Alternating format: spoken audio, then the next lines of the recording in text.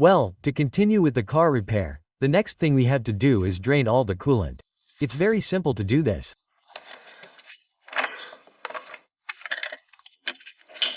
We simply open the lid of the coolant expansion tank and go down, and there's a little red button underneath that we have to loosen so that all the coolant drains.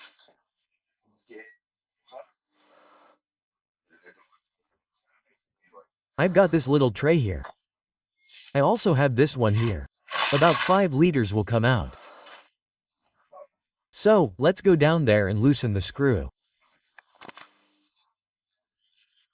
Look, we're already under the car, and here we have the tap that's on that little red button, okay? We just have to loosen it, and here there's a little tube that lets all the water out. So, I put a little bit of this tube, it's over here, you can't see it, okay? So that it comes directly here to the east here, okay? To the container. Let's open it. I mean with a screwdriver that's a little bigger with this one. I'm going to do it with these pliers because I don't have that screwdriver. So with these pliers we loosen it like this, okay? Counterclockwise and open the tap like this. I've already turned it a little bit, I don't know if I haven't. Okay, you see, we loosened it a little bit, and now with our hands.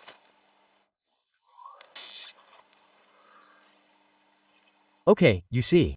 And all the liquid is coming out of there.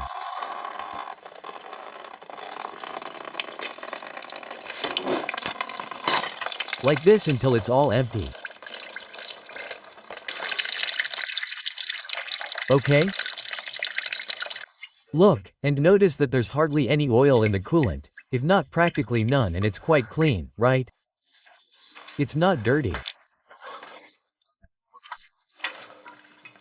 I'm going to massage these little things a little so that more comes out.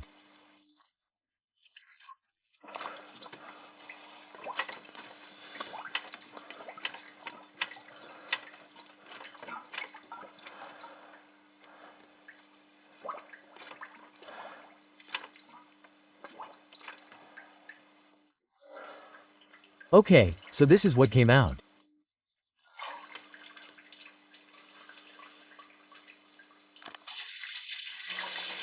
Now just in case I'm draining, that is, I'm cleaning the coolant, I'm putting water in there through the hose. It's coming out here and I'm leaving it for a while so that the entire cooling circuit is cleaned well.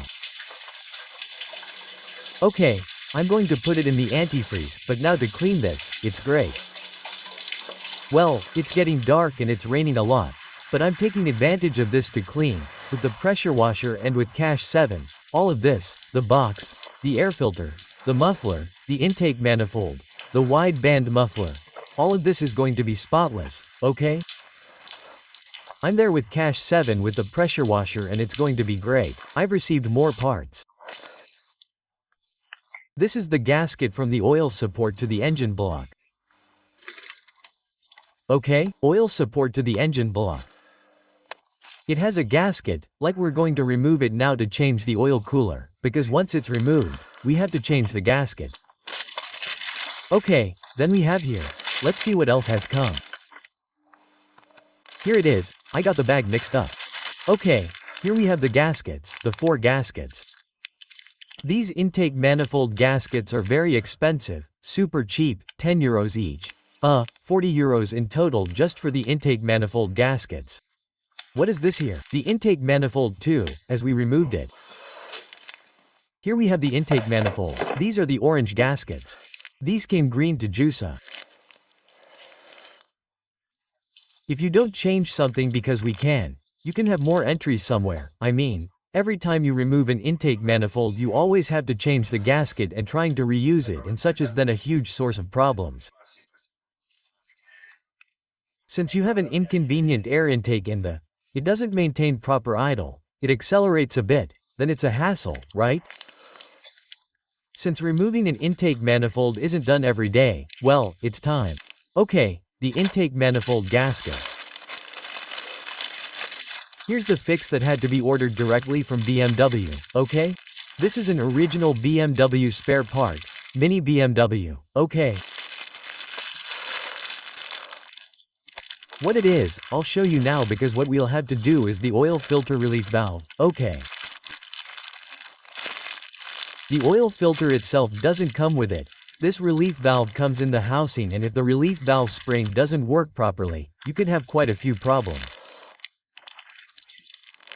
So it's a hassle, and theoretically, since it has a useful life, you'd have to change the entire housing and it costs 300 euros. So with the fix I'm going to do with this story, it comes out to 12 euros, which is what this costs, about 12 euros original BMW. I'll leave you a link to it in the video, very important. Later we'll see it in a specific video on how to change this relief valve. Okay, more things. The compressor oil. The compressor has an internal oil. This is a completely transparent oil. It looks like water.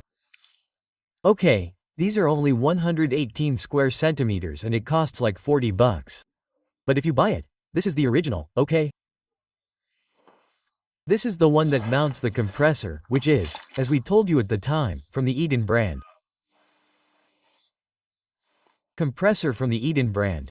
Okay, so the original Mercedes, oil and such as this one here.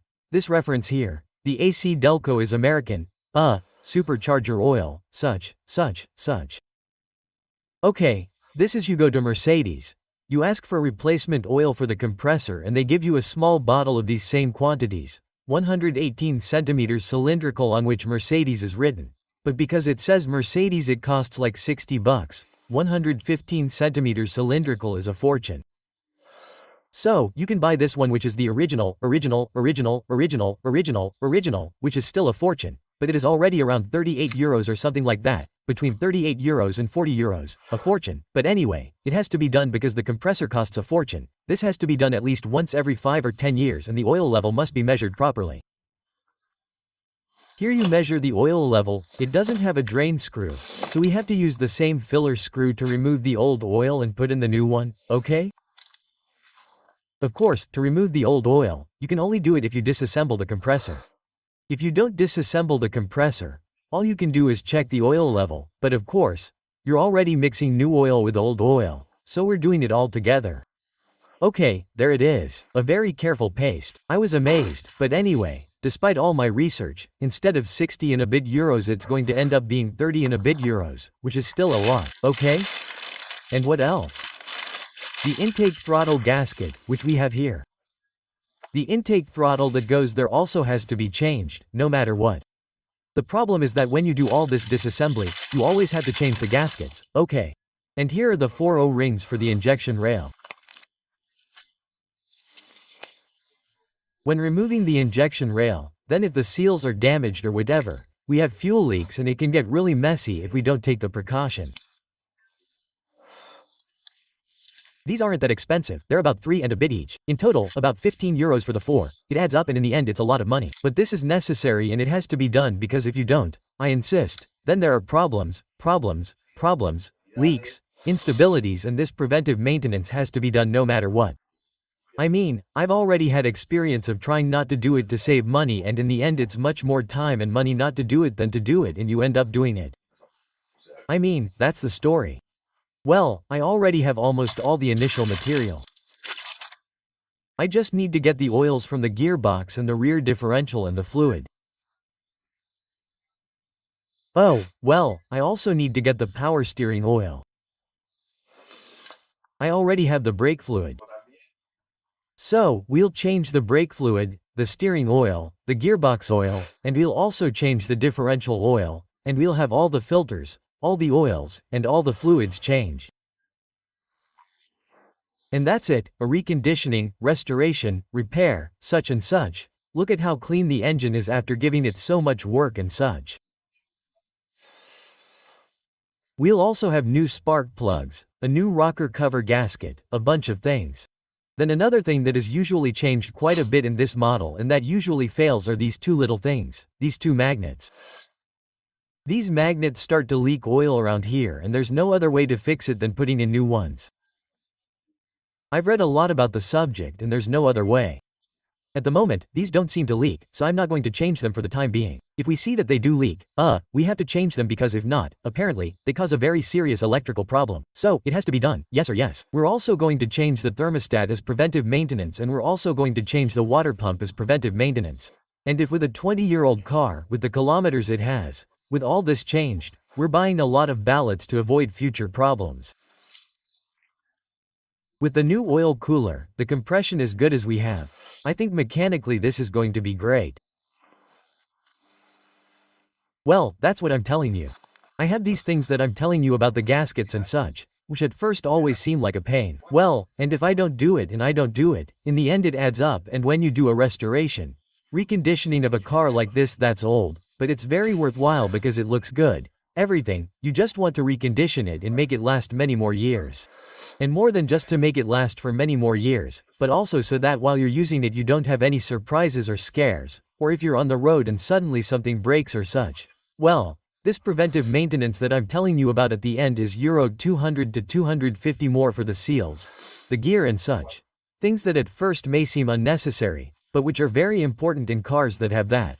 Plus this one that has 300,000 kilometers and is more than 20 years old, and for 200 euros, I mean, of purchased material, well purchased at that price. Well, if all this were done in a workshop or in an official dealership, we're not talking about 200 euros. We're talking about a lot of money for care. So, if you're going to do it yourselves, it's money super well invested. In the end, in a car like this that's for enjoying and such, 200 euros more is not significant and you're having a good chance of avoiding problems. No one guarantees that more problems won't arise, but hey, all the ones that can be avoided through knowledge, and since you're talking about disassembly and such, you have to take advantage and not screw it up. Well, to finish disassembling and start assembling everything, the only thing left to disassemble is the oil filter bracket that goes with the oil cooler. There are 4 screws. This one down here, this one here, and its 2 counterparts that you can't see. 2 of them have to be removed, by touch. And the other 2 come out, you can see them. I've read somewhere, I've seen, let's see, I'm going to get the flashlight. I've seen that to remove this screw on the bottom right, you have to remove this connector from the starter motor. There we have the starter motor that theoretically if we wanted to remove the oil cooler from underneath, which is what it's for. If we weren't going to disassemble this, the casing, and we hadn't removed the compressor and all that stuff, we have to disassemble the starter motor. But since we're in such a privileged position, well, this is the starter relay, this is the starter relay, and this one here is the starter motor, okay? Well, in principle, it won't be necessary to disassemble it, so I'm going to try to remove the 4 screws with the access we have and see how it goes. They're also torsional. Let's do it. They're E12 torsional screws. I've already loosened this one. It wasn't hard for me. This one is hard for me because it's hitting this. Anyway, this has to be removed, so let's go. Okay, we said that this one wasn't hard for me and this one on top is hard for me because it's hitting this. Since this sleeve has to be removed anyway, well, I'm going to remove the clamp all the way up and lift the sleeve up. Okay? Well, to move the clamp, which I've already moved, you see, you use pliers like this. This makes it super easy for you. If you want to fix your own cars and such, it's essential that you get a case with this type of pliers to remove this type of clamp, because all plumbing in cars always comes with clamps like this that are hard to remove with pliers or another tool, and this makes it very easy. I'll leave you in the description of the video a case with a set of pliers. It's not that expensive, okay? You can easily buy it on Amazon. Okay, once we've removed this clamp, we're going to pull the hose upwards. Well, this hose is now removed and all the coolant that's left in the engine block comes out through here. Put a tray there like I did. Collector below to collect all this that comes out, okay? That's why it's important to first drain the coolant when changing anything with the oil filter housing or bracket, which in turn also includes the oil cooler bracket. Let's see, I have 3 screws left, let's see if I can do it. Okay, well, the screw here is loosened. Now, to remove the one there, I need an extension. I did the one below with the short one. I did the one here without any extension, and I need this extension for the one above. Let's see if this one doesn't give me any problems. In principle, I've already seen that it goes in here without any problems. Do you see? I don't know if you can see it or not. Let's see, wait, let me put it in and show you. Let's see, I'm going to try to put it in and show you. Okay, well, this one was a little difficult, but it's done. Do you see? Now I can continue removing it by hand. And that's it, I'm done. Okay, well, I'm actually having trouble accessing the third and fourth remaining screw, which is the one on the bottom right. So I'm going to remove this little cable. See, I'm using a 13mm socket. I'm removing this little screw because I think it'll be easier without the cable. I saw this in a video where a guy does it like this, so I'm not going to complicate my life much more.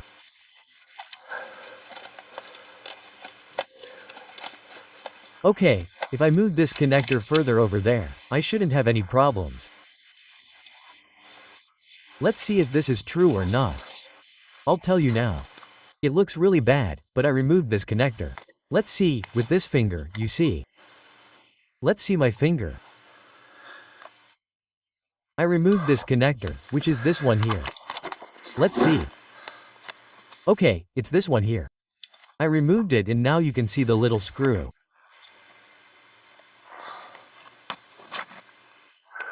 Let's see, you can see the little screw from there. There's the screw.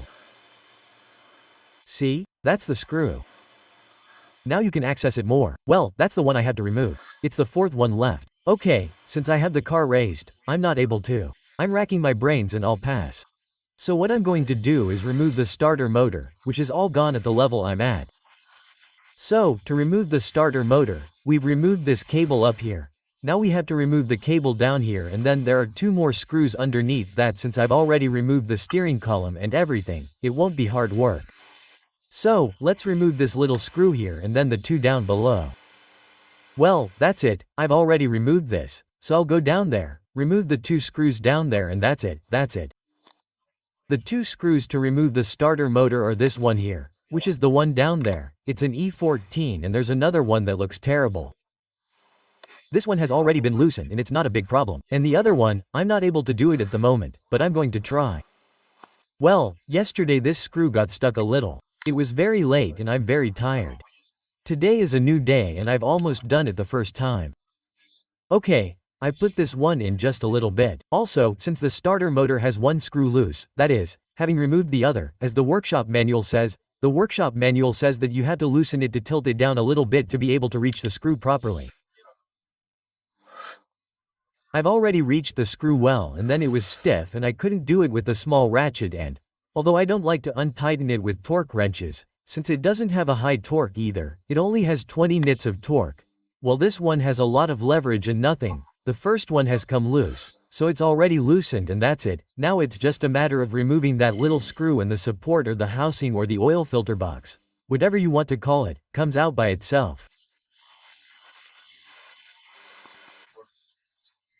Finally, we've done it. The little screw is now loose, so that's it, and now with both hands we can remove the oil cooler box. Well, that's it, ready. Look, there's all the mayonnaise. Thank goodness I had the drip tray there. And you can see, that's where the oil pipes can mix with the water pipes. There are 2 oil pipes, 2 water pipes. If for whatever reason there's communication in the water supply or return with the oil supply or return, all the mayonnaise will come together.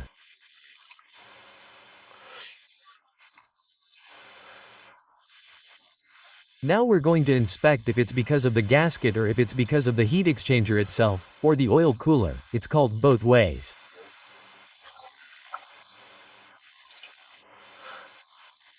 I'm going to clean all this, all the mayonnaise, so that everything is nickel plated. This mayonnaise is a bit of a mess, huh?